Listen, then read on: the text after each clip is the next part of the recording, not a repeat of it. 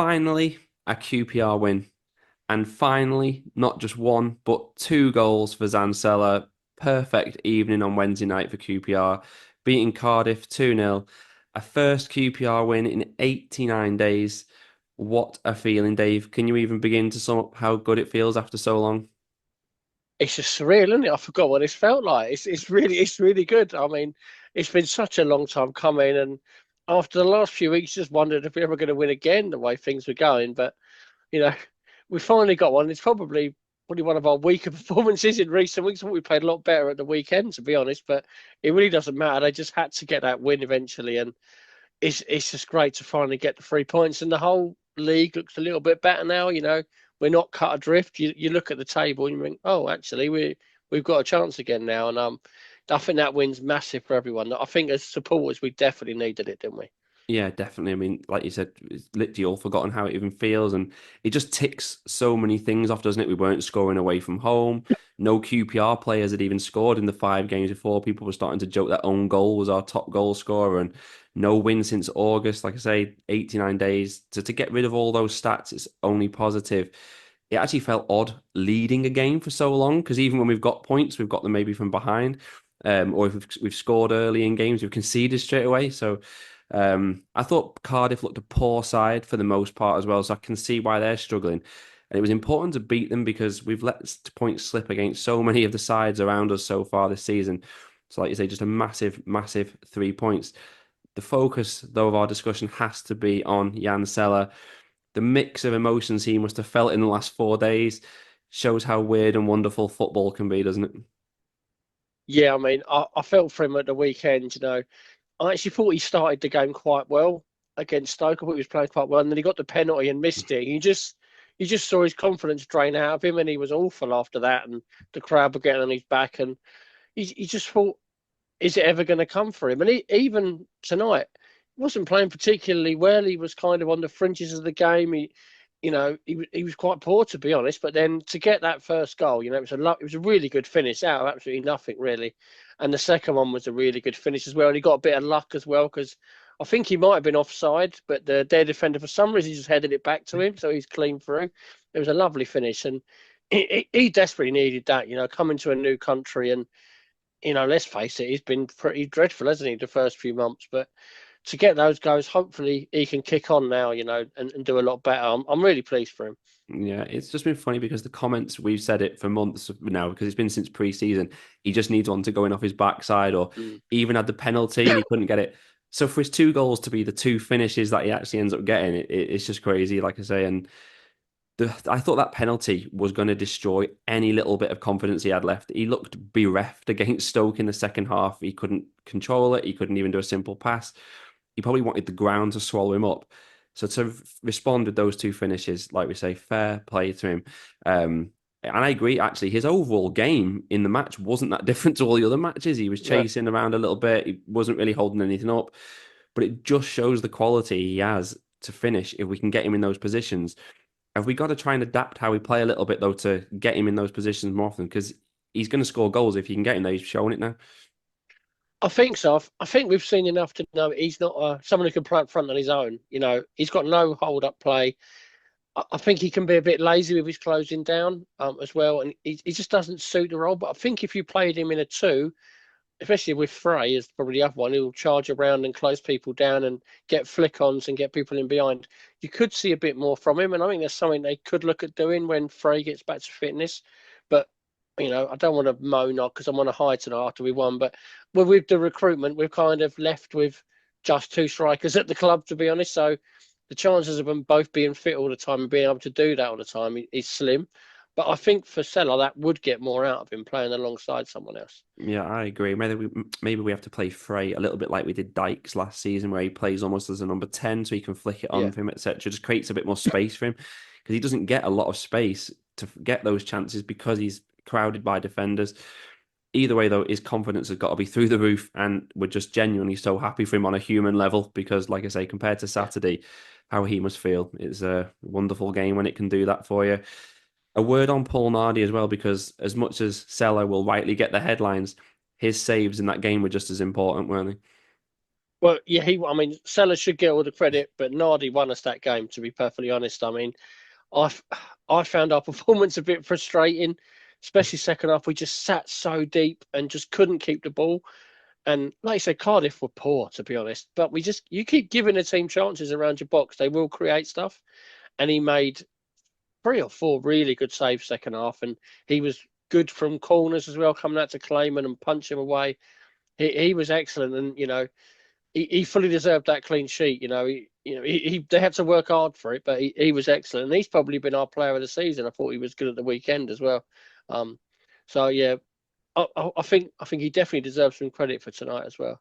Yeah, he does. I mean, a big moment early in the game as well. He made a save in the opening few minutes, didn't he? Yeah, Then there was the one at the far post around the hour mark, kind of similar to our only other win at Luton. He made a massive save in that game and it turned the yeah, game, and he did the same. We were just playing for 1-0, weren't we, in the second half? They'd clearly yeah. been sent out just saying, hold on for the 1-0. We barely ventured forward until we actually got the second goal. And what the win means is that we've moved to within 3 points of the teams all the way up to 17th. It's such a big shift compared to if we'd lost the game. Does getting that win though mean that the Stoke draw now was not too bad a draw? Yeah, possibly. I mean, I thought it was a good opportunity to win, but a draw was probably a fair result on the day. I did come away from Stoke a lot more encouraged than I've been recently. I thought we actually played quite well on the day, and really the difference between us winning and not winning, I thought, was Tom Cannon for them. They had a striker, reminded me a bit of a young Charlie Austin, and just can sniff out goals, and he just looked quality for them. And that's the main thing that stopped us winning the game. We had chances second half, didn't we? But uh, 4 points from those 2 games. I mean, let's face it, we've been losing nearly every week, haven't we?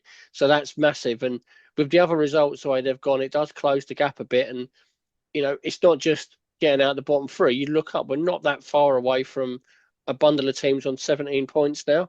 Yeah. So, it's 2 big results. You just need to keep picking up points. We're not good enough to win 5, 6 in a row. I mean, I hope we are, but I don't think we're going to do that. So you just get your points when you can. So 4 points in them 2 games is pretty good. Yeah, definitely 4 points out of six, considering we only had 10 points all season prior to Saturday. Mm. It's a good return. I still feel like Stoke was maybe 2 points dropped because of how well we played in the game, how many chances we had. But overall, I think it's been a successful week. I think it's going to be a challenge to continue it against Watford. We had a decent record against Watford over the years, and that was until last season when we lost both matches against them.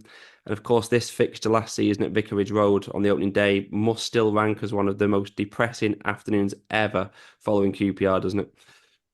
Yeah, I mean, it was horrible. Opening day of the season. I remember I went to it last year and just seeing the team sheet, it was like, oh my God, is this what we've got this year? And I hadn't even got to my seat and we were a goal down. I mean, I didn't even notice straight from our own kickoff. Yeah, it was a dreadful day. And we knew we were in for a long season after that one. And it's not been the only heavy defeat we've had at Watford over the years, but hopefully that'll change this weekend. Yeah, hopefully, and it'll live long in the memory for all the wrong reasons won it that game. We look doomed. I mean, some people probably say we still are doomed now this season, but I think we're in a little bit of a better position than we were back last August. As for Watford this season, doing well, but they're a little bit inconsistent. They lost two in a row, then won two in a row, then lost, then won two again. High up the table, though, in fifth place, because unlike QPR, they aren't drawing any games. They've only drawn 2 out of 17. So obviously, as you would know in football, if you win and lose, it's probably better than drawing a few games. What did you make of Tom Cleverley's appointment and the job he's done so far? Yeah, I mean, it's gone a bit under the radar how well he's done, really. He come in last year when they were struggling and got some good results at the end of the season. And, like you say, fifth in the table. At the start of the season, a lot of people had them down as struggling. They hadn't really brought a lot of players in and they're relying on a lot of young players. And I think he's done a really good job there. They've done really well. I don't think they'll finish up as high as they are at the minute, but, I think they've done pretty well and should finish in the top half. And he's done really well. Quite a surprise because I think the way things are, would you expect a manager change every 3 or 4 months? But he's come in and he's kind of stabilised it a little bit and done really well there. Yeah, it is. Again, it's one of those where you have to hold your hands up and say fair play to him because I thought he was going to get sacked early on in the season. Mm. I don't think he'd have got any other job at this level. So he's to go in there and have them where he's got them so far this season. He's done a great job. And an issue for QPR coming into this one is that the inconsistency for Watford is caused by them being incredible at home and awful away. They've won 6 out of 7 at home and drawn the other one. That looks pretty ominous for us heading there.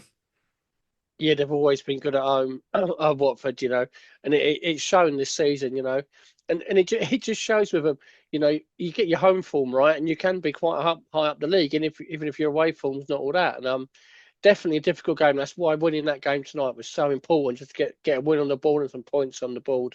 So if you can go there and maybe get another draw at the weekend, that's a pretty good week for us, and but it's going to be a difficult game, that's for sure. Yeah. I read they've gone 12 league games unbeaten at home going back into last season. First time in 25 years. I think they've done it. It's not the type of run that QPR usually end. We tend to be the gift that keeps on giving. But with us having that elusive win, it does take some of the pressure off us for this one, like you say. Turning our attention to QPR, I wanted to start with the fixture schedule because I feel like it's not been kind to us this week.